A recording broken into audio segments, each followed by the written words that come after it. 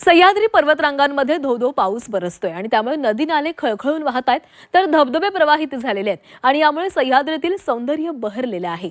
हे धबधबे पर्यटकांचं लक्ष वेधून घेत आहेत.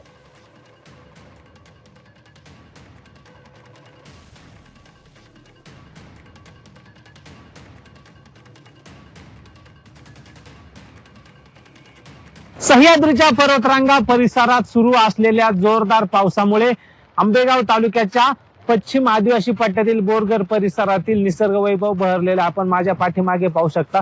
उंच कड्याच्या डोंगरावरून खळखळून वाहणारे पांढरे शुभ्र धबधबे खास करून पर्यटकांचं आकर्षण ठरत आहेत. प्रचंड असा पाऊस या परिसरात सुरू असून या परिसरातील निसर्ग वैभव बहरलेला आपण जर पाहिले तर सर्वच परिसरातील हे डोंगरावरील छोटे मोठे धबधबे खळखळून वाहताना पाहायला मिळत आहेत.